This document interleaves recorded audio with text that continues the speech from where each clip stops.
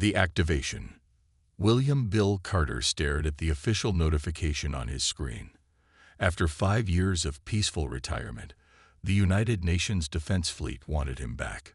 Not just back in service, they wanted him to take command of something called the Retribution. He ran a hand through his gray hair and sighed. His quiet home on the Montana lakefront had become his sanctuary after 30 years in space.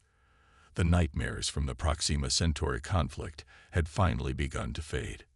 Now this. The door chimed, and Bill wasn't surprised to see the uniformed officer standing outside. Young, serious-faced, with the posture of someone who had never questioned an order.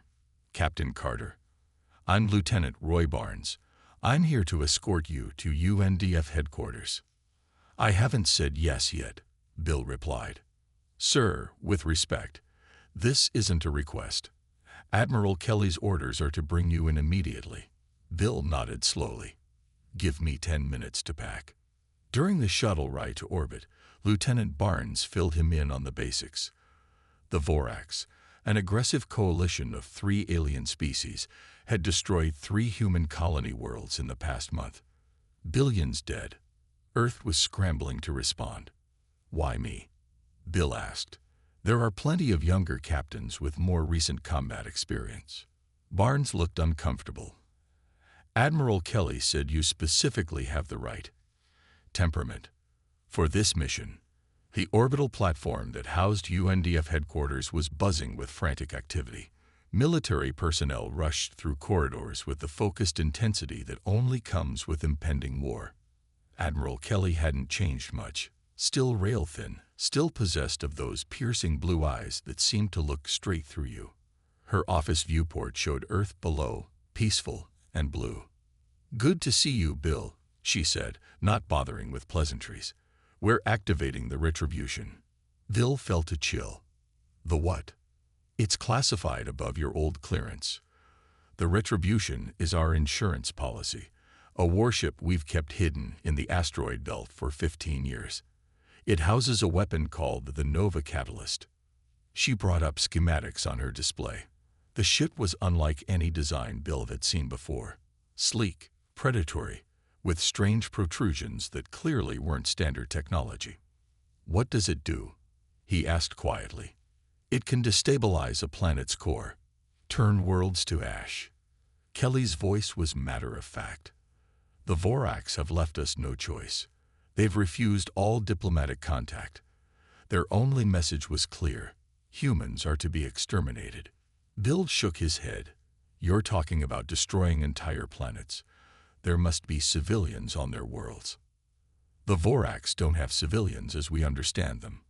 Their entire society is militarized from birth." Kelly's expression hardened. "I chose you because you'll only use this weapon when absolutely necessary. Anyone else might get trigger-happy with that kind of power." 6 hours later, Bill stood on the bridge of the Retribution. The ship hummed with power unlike anything he'd felt before. His new crew watched him nervously, all hand-picked specialists who had been briefed on their mission. Commander Lisa Holt approached him. As his executive officer, she would be his right hand. "Captain, the crew is at stations. Engineering reports the drive is online, and the weapon systems are green." Bill noticed the hesitation in her voice. "You have concerns, Commander." Holt lowered her voice. "Sir, we're about to embark on a mission to destroy inhabited worlds. Even if they are enemy planets, the ethical implications are overwhelming." Bill nodded. "I share your concerns, but I've reviewed the intel. The Voraks destroyed New Sydney Colony last week. 12 million civilians. They'd broadcast the deaths." He looked around at the bridge crew, all watching him now. "I don't know if what we're about to do is right," Bill said. "But I do know that if we do nothing, humanity won't survive. So we go forward, carefully, and we remember who we are. We're not planet killers. We're the last line of defense." He took his seat in the command chair. "Helm, take us out. Set course for the Vorak staging area at Kelder." The Retribution slipped away from Earth, carrying its terrible weapon toward the stars. The weapon, Bill Carter walked the corridors of the Retribution, nodding to crew members who still seemed unsure of their new captain. 3 days into their journey toward Kelder, and the ship remained eerily quiet. No one wanted to discuss their mission. He entered the central weapons bay where First Officer Gary Winters waited with several department heads. The room was dominated by a massive cylindrical structure glowing with faint blue light. "This is it?" Bill asked. "The Nova Catalyst." Winters nodded. "Yes, sir. The most destructive weapon ever created by human hands." He hesitated. "At least, that's what they told us." Science Officer Diane Nelson stepped forward.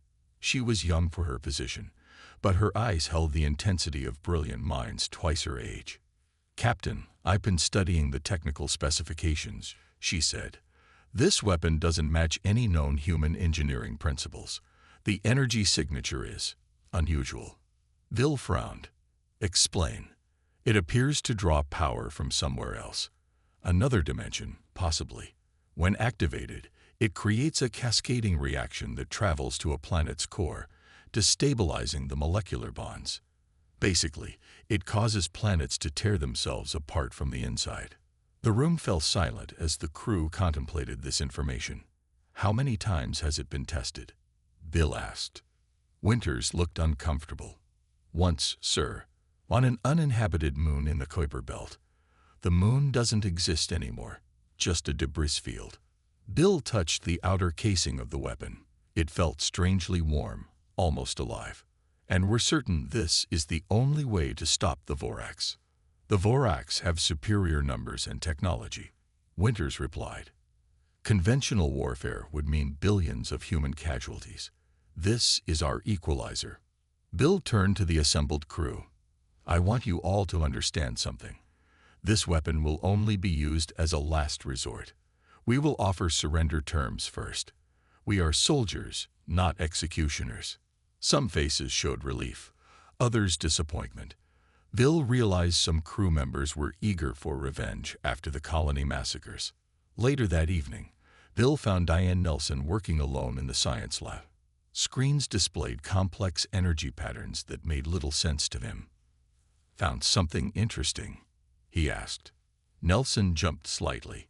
"Captain, I didn't hear you come in." She pointed to her displays. "I'm concerned about the weapon's power source. It appears to be creating micro-tears in space-time. Each use could potentially damage the fabric of reality." Bill felt a chill run through him. "Are you saying it's dangerous to use?" "I'm saying we don't fully understand what we're wielding," Nelson replied. "But there's something else." She lowered her voice.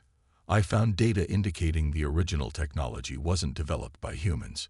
It was reverse-engineered from something found in deep space." Before Bill could respond, the ship's comm system activated with Engineer Chief Alan Douglas's voice. "Captain to the bridge. We've detected Vorax scout ships near our position." Bill rushed to the bridge where tactical displays showed 3 small vessels on an intercept course. "They haven't detected us yet," Lisa Holt reported.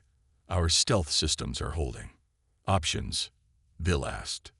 "We can avoid them easily," Holt replied, "or destroy them before they report back." Bill studied the enemy ships, small, likely with minimal crews, possibly just automated scouts. "Evade them. No engagement. I don't want to announce our presence until absolutely necessary." As the Retribution slipped past the scouts, Bill watched the weapon's readiness indicators. Everything was green. The Nova Catalyst could be deployed at his command. The power to destroy worlds.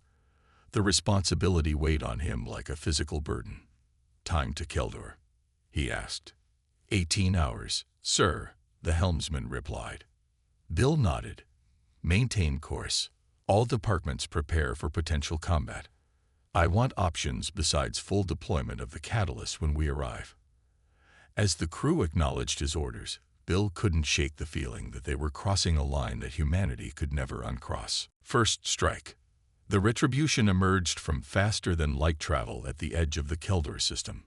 Bill Carter stood on the bridge, watching the main screen as sensors mapped the Vorax military installation. The planet glowed blue-green, beautiful, and unsuspecting. Stealth systems functioning at optimal levels, reported Lieutenant Frank Morgan from Tactical. They haven't detected us yet. Bill nodded grimly. Launch reconnaissance drones. I want detailed scans of their defenses. And he paused. Population centers. The bridge crew exchanged glances. Everyone understood what he was really asking. Were there civilians down there? Sir, said Lisa Holt quietly. Admiral Kelly's briefing stated Keldor is a purely military world. I want to confirm that myself, Bill replied. As the drones transmitted data back to the ship, Frank Morgan organized the information on the main display.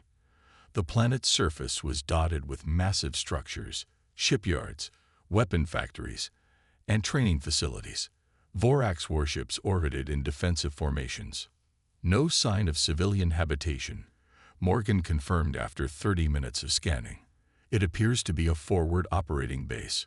We've identified what looks like their main command center here. He highlighted a fortress-like structure on the northern continent. Bill studied the information silently. This was the moment of truth. Communications, prepare a message to the Vorax command. The communications officer looked startled. Sir, we're contacting them. We offer them a chance to surrender first, Bill said firmly. The message was simple: withdraw from human territories immediately or face destruction. Bill didn't specify exactly what form that destruction would take. The response came quickly. On screen appeared a Vorax commander, reptilian features, scales gleaming under harsh light, eyes with vertical pupils that narrowed as it spoke.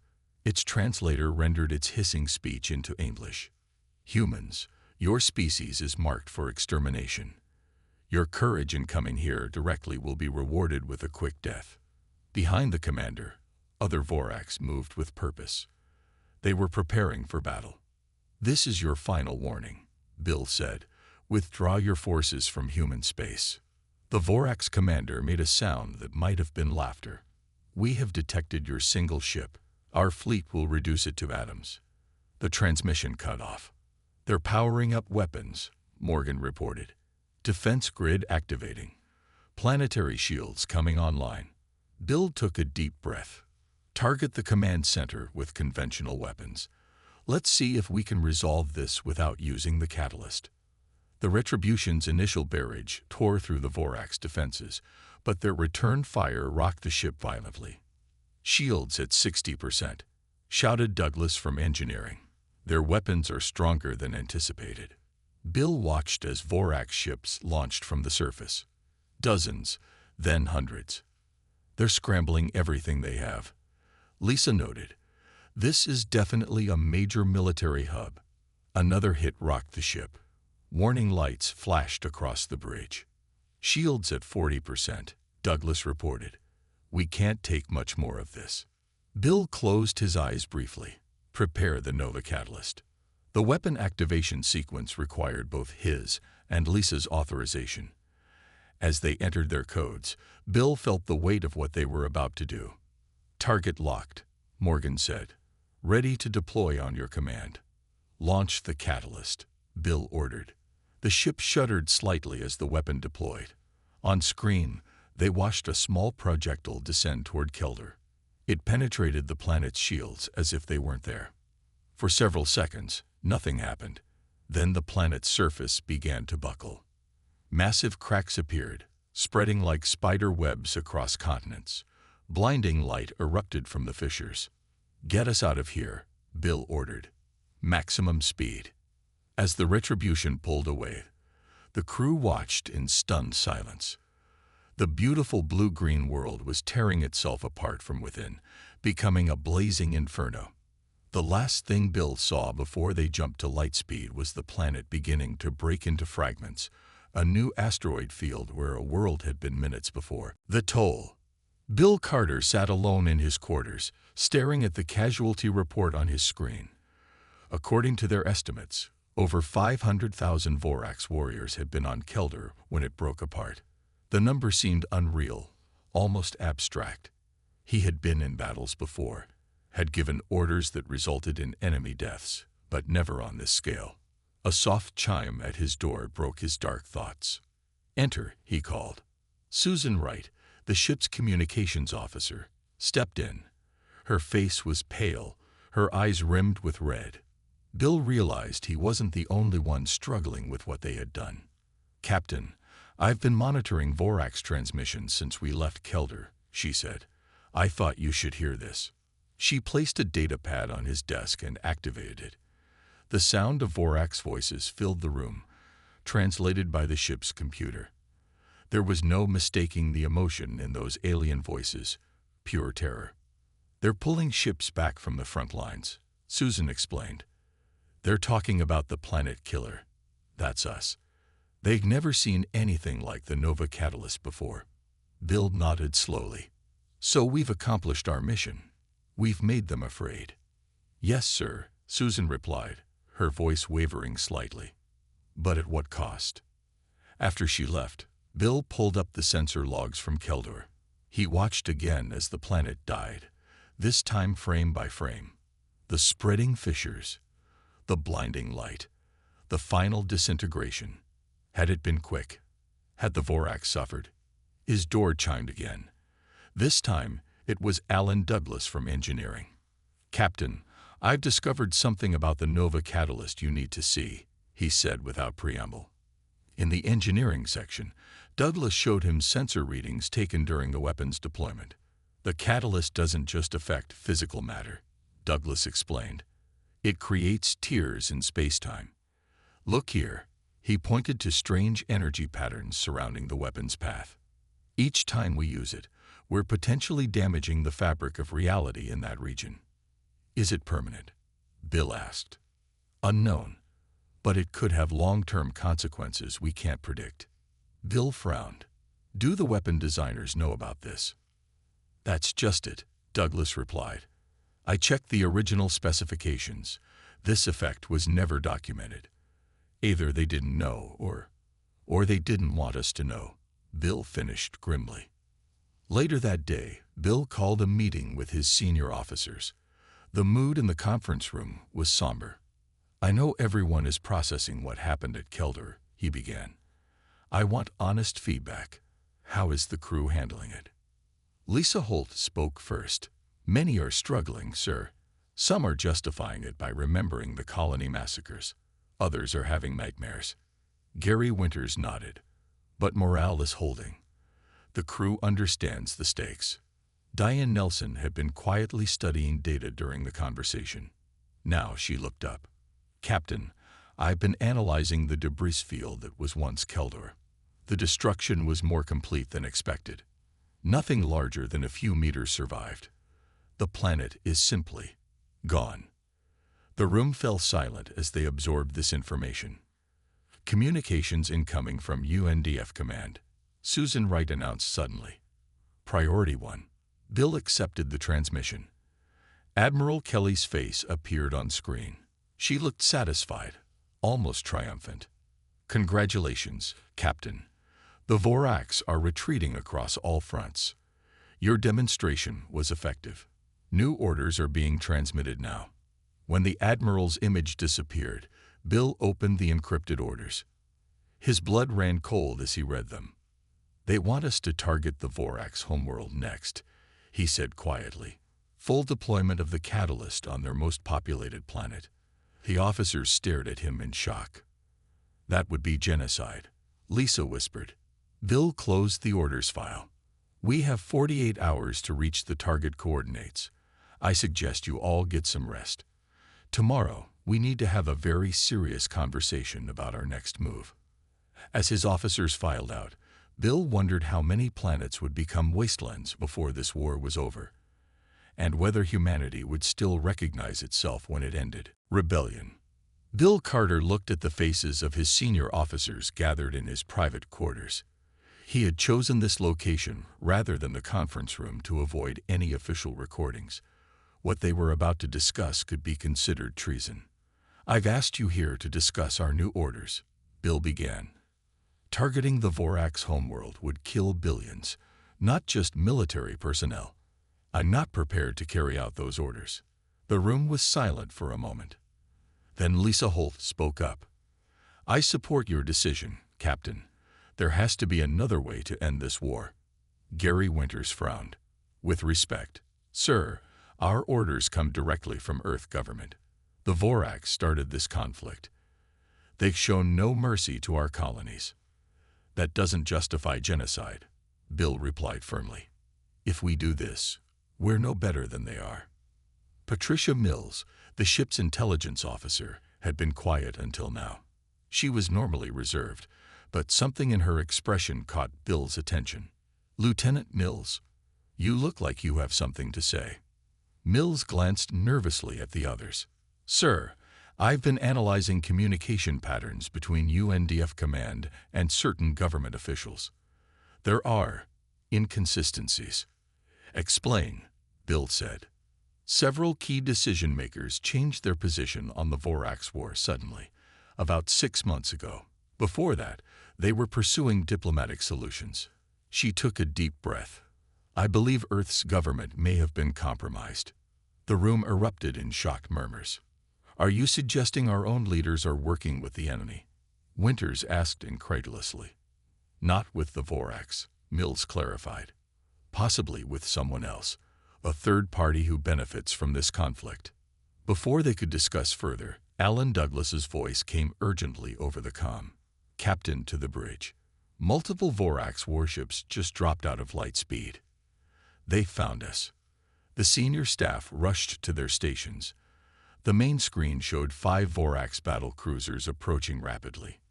How did they find us? Bill demanded. Our stealth systems should have hidden us. Unknown, sir, replied Frank Morgan. But they're charging weapons.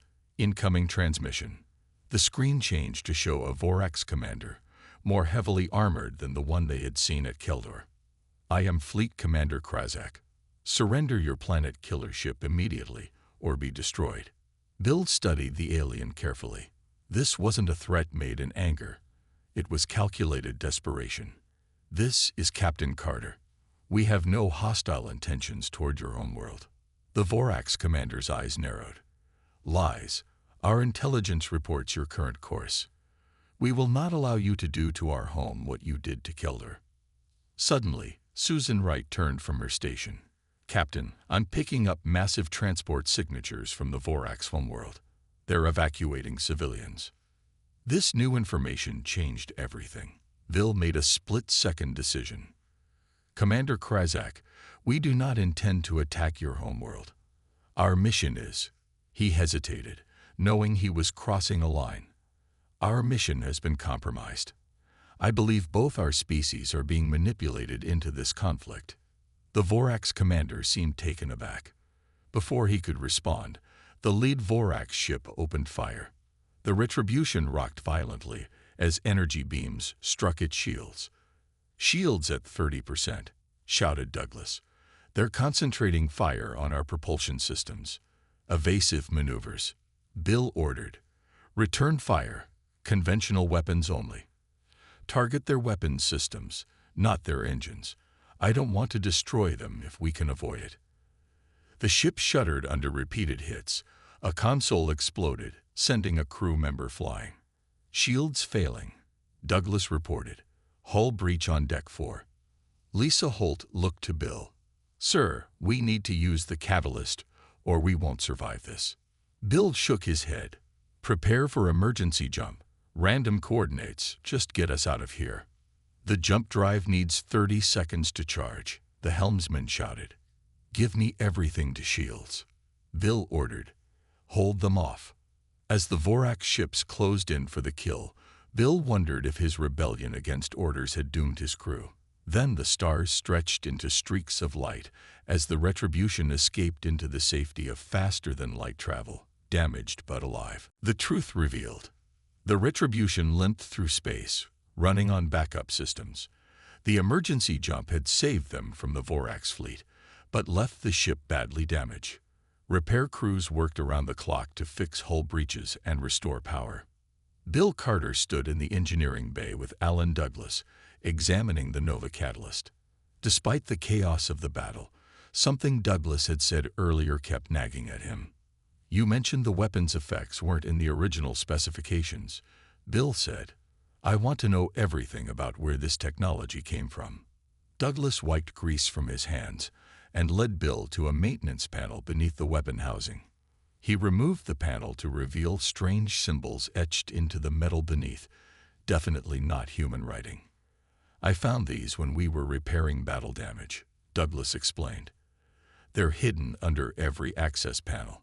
Someone went to great lengths to cover up the origin of this technology. Bill ran his fingers over the alien markings, so the Nova Catalyst was never our technology to begin with. No, sir. We copied it, maybe modified it, but this was designed by another species entirely. At that moment, Diane Nelson rushed into the engineering bay, clutching a datapad. Her eyes were wide with excitement or fear. Bill couldn't tell which. "Captain, I've been analyzing the energy signature from the catalyst," she said breathlessly. "I cross-referenced it with all known energy patterns in our database. And," Bill prompted, "it matches readings taken from ancient ruins discovered on Earth 50 years ago. Structures that predated human civilization by thousands of years." She showed him the comparison. The same energy signature, exactly the same. Bill felt a chill run down his spine. "You're saying someone gave us this technology? Deliberately?" "Yes." Nelson nodded. "And I think I know why. The catalyst doesn't just destroy planets. Each use weakens the boundaries between dimensions. If used enough times, it would create permanent tears in space-time," Douglas finished, allowing something to come through. Bill's mind raced. "Patricia," he called over the comm, "I need everything you have on changes in Earth's leadership before the Vorax conflict." Within an hour, the senior staff had gathered in the makeshift command center they'd established after the bridge was damaged. Patricia Mills displayed her findings on a wall screen. 6 months ago, these 7 government officials all visited this research facility. She pointed to a remote installation in the Arctic. After that visit, each one changed their position on the Vorax. They became hawks, pushing for military response instead of diplomacy. The facility is officially listed as a deep space monitoring station, Gary Winters noted. "But it's actually where the Nova Catalyst prototype was developed," Mills continued, "and where those ancient ruins Nelson mentioned were studied." Susan Wright spoke up from her station. "Captain, I've been reviewing Vorax transmissions going back a year. They claim the first human attack was unprovoked, a border station destroyed without warning." "We were told they attacked first," Lisa Holt said quietly. "Someone wanted this war," Bill concluded. "Someone gave both sides a reason to fight. But who?" Nelson pulled up an old research file. "There's a name mentioned in the original archaeological reports, a species called the Archons. The ruins contained warnings about them, beings that consumed the energy released when civilizations destroyed each other." "The Wastelands," Bill whispered. "They're not just collateral damage. They're the point. The Archons feed on destruction." Frank Morgan, who had been silent until now, leaned forward. "So we're being played, both humans and Vorax. This whole war is just to create feeding grounds for these Archons." Bill looked around at his officers. "The Nova Catalyst isn't a weapon of last resort. It's bait we swallowed willingly." He stood up straighter, new determination in his eyes. "We need to contact the Vorax again. Show them what we found." "They tried to kill us last time," Winters reminded him. "Because they thought we were heading to destroy their homeworld," Bill replied. "Now we have proof that both our species are being manipulated by a common enemy." He looked at the damaged ship around them. "Get the Retribution moving again. We're changing course to the Vorax homeworld, not to destroy it, but to save it." Redemption. The Retribution approached Vorax space cautiously. Bill Carter had ordered all weapons systems powered down and shields at minimum, a gesture of peace that made the crew nervous. Broadcasting on all Vorax frequencies, Susan Wright announced. Message repeating in their language. "We come under truce. We have critical information about a mutual threat." Minutes stretched into an hour with no response. The tension on the bridge was thick enough to cut. Multiple ships detected, Frank Morgan reported suddenly. "Vorax battle cruisers. They're surrounding us." On the main screen, the imposing form of Commander Krazak appeared. His reptilian features were set in a suspicious scowl. "You returned to our homeworld after your escape," Krazak said. "Either very brave or very foolish." Bill stepped forward. "Commander, we've discovered something that changes everything about this war. We request face-to-face talks." "Why should I trust the planet killers?" Krazak demanded. "Because we could have deployed our weapon already, but we haven't," Bill replied simply. "And because both our species are being hunted." After a tense silence, Krazak agreed to a meeting on neutral ground, a small moon orbiting the Vorax homeworld. Bill took Lisa Holt, Diane Nelson, and Patricia Mills with him on the shuttle. The rest of the crew watched anxiously as their captain departed to meet the enemy. The Vorax delegation was waiting in an ancient structure built into the moon's surface. The cavernous room had strange symbols carved into its walls, symbols identical to those found beneath the Nova Catalyst. "You recognize these markings," Krazak observed, noting their reaction. "Yes," Bill confirmed. "They're on our weapon, the Planet Killer. A weapon we now believe was planted for us to find." Over the next hour, they shared their evidence. The Archons, the dimensional tiers, the manipulated officials on both sides. When they finished, Krazak was silent for a long moment. "Our legends speak of world eaters," he finally said. "Beings that feast on destruction. We thought them myths. They're real," Diane Nelson insisted.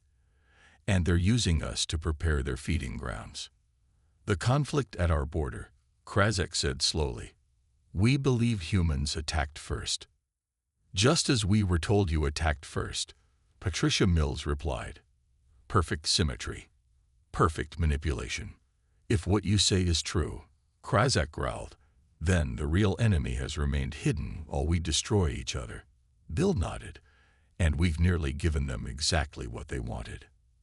As the two delegations talked, they discovered more parallels. Both sides had found ancient technology just before the conflict. Both had leaders who suddenly became aggressive. Both believed they were fighting a defensive war. "There is only one way to prove your sincerity," Krazak finally declared. "Give us the Planet Killer weapon." "We can't do that," Bill replied. "But we can do something better. We can use it against the Archons themselves." Back on the Retribution, the combined human and Vorax teams reviewed data from both civilizations. They identified an unusual structure orbiting a distant star, a perfect sphere that emitted energy patterns matching the Nova Catalyst. "That's their control hub," Nelson explained, "where they monitor the dimensional tiers and prepare for crossing over." "Then that's our target," Bill declared. What followed was unprecedented. Vorax ships escorting the Retribution toward Archon space. Former enemies united against a greater threat. When they reached the sphere, it began emitting energy pulses, trying to disable both human and Vorax vessels. "They know we've discovered them," Lisa Holt said. "Ready the catalyst," Bill ordered. "Target the sphere." As the weapon deployed, the sphere began to transform, revealing its true nature, a massive gateway between dimensions. Through it, shadowy forms could be seen waiting to emerge. "Now," Bill commanded. The Nova Catalyst struck the sphere, initiating the same planet-killing reaction they had witnessed at Kelder. But this time, instead of a world dying, the dimensional tear collapsed in on itself, sealing the Archons away and destroying their gateway. In the aftermath, Bill stood with Krazak on the Retribution's observation deck, watching the debris field that had once been the Archon sphere. "The wastelands we created," Bill said quietly. "So much destruction." "They will heal in time," Krazak replied. "And they will stand as monuments to what happens when civilizations are manipulated into hating each other." Epilogue. 1 year after the destruction of the Archon sphere, Bill Carter stood on the observation platform overlooking the rebuilding efforts on what had once been Keldor. The barren wasteland was slowly coming back to life. Both human and Vorax scientists worked side by side, using advanced terraforming technology to heal the wounded planet. "I never thought I'd see this," said Lisa Holt, joining him at the railing. She had chosen to stay with the Joint Restoration Project rather than return to Earth military service. Bill nodded. "A year ago, we were ready to destroy each other. Now, look at us." Below, teams moved across the surface planting specialized organisms designed to rebuild the soil. In the distance, massive atmospheric processors worked to recreate breathable air. It would take decades, perhaps centuries, before Keldor was fully restored, but the process had begun. "Admiral Wilson is arriving today," Lisa reminded him. "The peace treaty signing." Bill checked the time. "We should head to the landing area." The shuttle bay had been constructed on one of the larger fragments of Keldor that still maintained a stable orbit. As Bill and Lisa waited, more officials gathered, both human and Vorax. There were still tensions, cautious glances, but nothing like the hatred of before. The Earth diplomatic shuttle arrived precisely on schedule. Admiral Wilson, who had replaced Admiral Kelly after her involvement with the Archons was exposed, stepped out, followed by her staff. "Captain Carter," she greeted him formally. "Earth owes you a debt that can never be repaid." "I was just doing my job," Bill replied, "though not the one I was assigned." Wilson almost smiled. Disobeying those particular orders was the most loyal thing anyone has done for humanity. Commander Krazak arrived with his delegation. The Vorax leader had become an unlikely ally, and Bill thought, perhaps even a friend. "The treaty is ready," Krazak announced. "Our leaders have approved the final terms." The ceremony took place in a newly constructed dome that offered a view of both the damaged planet below and the stars above. As the leaders of both species signed the agreement, Bill thought about how close they had come to mutual destruction. The Nova Catalyst had been dismantled under joint supervision. Its components were studied to better understand the Archon technology, then permanently disabled. No one wanted that power to exist ever again. After the ceremony, Bill found himself alone with Diane Nelson. She had been quiet lately, focused on her research. "You found something," he said. It wasn't a question. She nodded. "More Archon sites. They've been manipulating species for thousands of years, Bill. This wasn't their first attempt. But it was their last," he said firmly. "Maybe." She didn't sound convinced. "The dimensional tear we closed was just one gateway. There could be others." Bill looked out at the stars. "Then we'll be ready. Not with planet killers, but with alliance. That's what they never expected, that we could overcome our differences."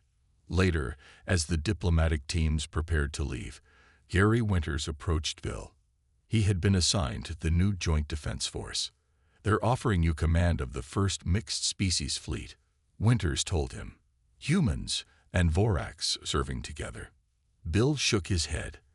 "I'm done with military service. I think I'll stay here, help with the restoration." "Turning wastelands into gardens?" Winters asked with a smile. "Something like that." That evening, Bill walked alone on the surface of what had once been Keldor. He wore a protective suit, as the atmosphere was still toxic. Around him stretched seemingly endless devastation, the cost of a war built on lies. But there was hope now. Small green plants were growing in test plots.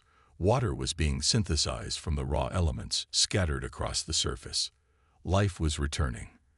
Alan Douglas's voice came through his helmet comm. "Captain, you should see this." Bill followed coordinates to a nearby ridge. Douglas stood there, pointing at something half buried in the dust. As Bill got closer, he saw what it was: an ancient stone covered with symbols identical to those found on the Nova Catalyst. "The Archons were here too," Douglas said, "long before us or the Vorax." Bill stared at the stone, then at the stars above. "They're still out there somewhere." "Do you think they'll try again?" "Yes," Bill replied. "But next time, they'll find something they don't expect." "What's that?" Bill looked across the wasteland, where pinpoints of light showed teams working to heal a broken world. "Us working together," he said simply. "That's something worth fighting for."